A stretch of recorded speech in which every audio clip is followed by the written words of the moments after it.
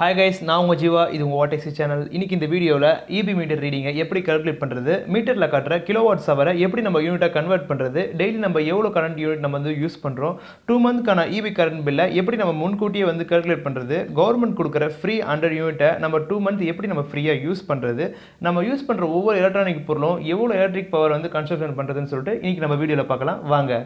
இப்போ எல்லார் வீட்லையும் அதிகபட்சமாக யூஸ் பண்ணுற மீட்டர் என்னன்னு பார்த்தீங்கன்னா டிஜிட்டல் மீட்டர் தாங்க. அதில் ஃபஸ்ட்டு போய் பார்த்தீங்கன்னா அப் அண்ட் டவுன் ஸ்க்ரால் பட்டனும் அது கீழே பார்த்தீங்கன்னா ஒரு ரீசெட் பட்டனும் இருக்கும்.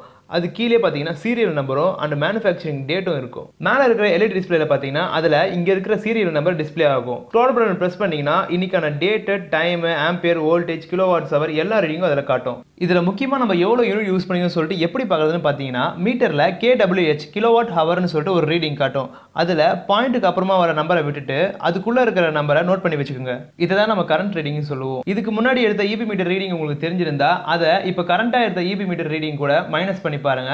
அப்போ எவ்வளவு பேலன்ஸ் இருக்குன்னு பாருங்க. அந்த பேலன்ஸ் தான் நீங்க இப்போ வரைக்கும் யூஸ் பண்ணிட்டு இருக்க யூனிட்ஸ் ஆகும். அப்படி உங்களுக்கு லாஸ்ட் மந்த் ரீடிங் உங்களுக்கு தெரியலனா அப்போ நீங்க என்ன பண்ணணும்னா நான் டிஸ்கிரிப்ஷன்ல ஒரு லிங்க் கொடுத்திருப்பேன். அந்த லிங்க்ல ஒரு ஆப் இருக்கும். அந்த ஆப் நீங்க டவுன்லோட் பண்ணி அந்த ஆப் உள்ள போனீங்கன்னா உங்களோட கன்சியூமர் நம்பர் நீங்க எந்த ஸ்டேட்னு கேட்கும். உங்க ஸ்டேட்டையும் உங்க கன்சியூமர் நம்பர்னா உங்க மீட்டர்ல ஒரு சீரியல் நம்பர் இருக்கும். அந்த நம்பரையும் நீங்க போட்டீங்கன்னா அப்புறம் கீழே கேப்சா இருக்கும். அந்த கேப்சாவை நீங்க ஃபில் அப் பண்ணி சப்மிட் கொடுத்தீங்கன்னா உங்களோட டீடைல்ஸ் எல்லாமே அதுல வந்துடும். அந்த டீடைல்ஸ்ல நீங்க லாஸ்ட் மந்த் நோட் பண்ண ரீடிங் வந்து அதுல இருக்கும். அதுல எஸ்டிமேட் பில்லுன்னு இருக்கும். அதை நீங்க பிரஸ் பண்ணீங்கன்னா லாஸ்ட் மந்த் உங்க ரீடிங் எவ்வளவு எடுத்தாங்களோ அந்த ரீடிங்கும் அதுக்கப்புறம் அது கீழே இப்ப கரண்டா இருக்க ரீடிங்னு கேட்கும். நீங்க கரண்டா இப்ப என்ன ரீடிங் பாத்தீங்களோ அந்த ரீடிங் அங்க போட்டா இப்போ வரைக்கும் உங்களுக்கு எவ்வளவு யூனிட்ஸ் ஆயிருக்கு, அதுக்கப்புறம் நீங்க எவ்வளவு பே பண்ணணும் அப்படிங்கிற எஸ்டிமேட் பில் உங்களுக்கு காட்டும். இது மூலமா நீங்க இப்போ வரைக்கும் எவ்வளவு யூனிட்ஸ் யூஸ் பண்ணிக்கீங்கன்னு சொல்லிட்டு பார்த்து தெரிஞ்சுக்கலாம். எலக்ட்ரிக் பத்தி கொஞ்சம் சொல்லணும்னா முக்கியமா 3 பாயிண்ட் தாங்க.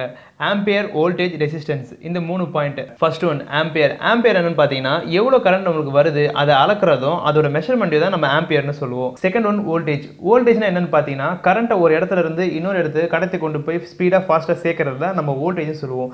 எக்ஸாம்பிள் வீட்ல ஃபேன் லைட்லாம் இருக்குல்ல, ரொம்ப ஸ்லோவாகவும் டிம்மாகவும் எரியும் போது நம்ம அதை லோ வோல்டேஜ் சொல்லுவோம்ல. பிகாஸ் நம்ம நார்மலாக நம்ம வீட்டில் இருக்கிற வோல்டேஜ் பார்த்தீங்கன்னா 240 or 250 தான் இருக்கும். இந்த மாதிரி ஒரு லோ வோல்டேஜ் டைமில் வெறும் இந்த எக்ஸாம்பிள் சொல்ல பார்த்தீங்கன்னா இந்த ரீடிங் வந்து ஒரு 100, 80, 90 அந்த மாதிரி தான் இருக்கும். அப்போ நம்ம அதை லோ வோல்டேஜ் நம்ம சொல்லுவோம். அது கொடுக்க வேண்டிய பவரை அது எதுவுமே கொடுக்காது. இதே டைமில் ஃபேன் ரொம்ப ஸ்பீடாகவும் லைட் ரொம்ப பிரைட்டாகவும் எரியும் போது நம்ம ஹை வோல்டேஜ் சொல்லுவோம். அப்போ வோல்டேஜோட ரீடிங் நார்மலான ரீடிங்கை விட அதிகமாகவே இருக்கும். அது நம்ம ஹை வோல்டேஜ் நம்ம சொல்லுவோம். லோ வோல்டேஜ் அப்போ கரண்டோட புஷ் பண்ணுற ஸ்பீட் வந்து கம்மியாகவும், ஹை வோல்டேஜ் அப்போ கரண்டோட புஷ் பண்ணுற ஸ்பீட் அதிகமாகவும் இருக்கிறதால நம்ம லோ அண்ட் ஹை வோல்டேஜ் நம்ம சொல்கிறோம். பட் வோல்டேஜ்னா என்னன்னு பார்த்தீங்கன்னா கரண்ட் ஒரு இடத்துல இருந்து இன்னொரு இடத்துக்கு கடத்தி கொண்டு போகிறதா நம்ம வோல்டேஜ் நம்ம சொல்லுவோம். Third one resistance. ரெசிஸ்டன்ஸ்னா என்னன்னு பார்த்தீங்கன்னா கரண்ட்டை போக விடாமல் தடுக்கக்கூடிய ஒரு மெட்டீரியலை தான் நம்ம ரெசிஸ்டன்ஸ்னு சொல்லுவோம். எக்ஸாம்பிள் ஒரு வாட்டர் டேங்க் டேப் எடுத்துக்கோங்க. அந்த டேப்லேருந்து வெளியே வர தண்ணியை தான் நம்ம கரண்ட்னு சொல்கிறோம். அந்த கரண்ட்டை நிப்பாட்டுற அந்த டேப் தான் நம்ம ரெசிஸ்டன்ஸ்னு சொல்கிறோம். அப்புறம் லாஸ்ட்டாக ஒன்று என்னன்னு பார்த்தீங்கன்னா EB மீட்டர் ரீடிங்கில் MDன்னு சொல்லிட்டு ஒரு ரீடிங் காட்டும். அந்த ரீடிங் வந்து ½ an hourக்கு முன்னாடி நம்ம எவ்வளோ கரண்ட் யூஸ் பண்ணியிருக்கோம் சொல்லிட்டு கிலோவாட்டில் காட்டும். அதை வந்து நம்ம மேக்ஸிமம் டிமாண்டுன்னு சொல்லிட்டு சொல்லுவோம். அதை ஷார்ட்டாக வந்து MDன்னு சொல்லுவோம். நெக்ஸ்ட் கிலோவாட் ஹவரை எப்படி யூனிட்டாக கன்வெர்ட் பண்ணுறதுன்னு சொல்லிட்டு பார்க்கலாம் வாங்க. 1000 வாட்ஸ் தான் 1 கிலோவாட் ஹவர். அந்த 1 கிலோவாட் ஹவர் தான் 1 யூனிட் நம்ம சொல்லுவோம். எக்ஸாம்பிள் ஒரு 100 வாட் பல்ப் எடுத்துக்கோங்க. அந்த 100 வாட்ஸ் பல்பை 1 hour கண்டினியூஸாக நம்ம எரிய வச்சா 100 வாட்ஸ்னு சொல்லிட்டு நம்மளுக்கு ரீடிங் வரும். அதே நம்ம 10 hours கண்டினியூஸாக நம்ம எரிய வச்சா 10 × 100 1000 வாட்ஸ் நம்மளுக்கு ரீடிங் வரும். அந்த 1000 வாட்ஸ் தான் நம்ம 1 கிலோவாட் ஹவர் நம்ம சொல்கிறோம். அப்போ 1 கிலோவாட் ஹவரை நம்ம 1 யூனிட் நம்ம சொல்லுவோம். அவ்வளோதாங்க, ரொம்ப சிம்பிள். உங்களுக்கு நெக்ஸ்ட் வீடியோவில் கவர்மெண்ட் கொடுக்குற 100 ஃப்ரீ யூனிட்ஸை எப்படி நம்ம 2 months ஃப்ரீயாக யூஸ் பண்ணுறதுனோ, நம்ம யூஸ் பண்ணுற ஒவ்வொரு எலக்ட்ரிக் திங்ஸும் வந்து எவ்வளோ பவர் கன்சப்ஷன் பண்ணுறதுன்னு சொல்லிட்டு நெக்ஸ்ட் வீடியோ உங்களுக்கு போஸ்ட் பண்றேன் guys. Thank you for watching our video and it's Jiva signing off. Bye bye guys.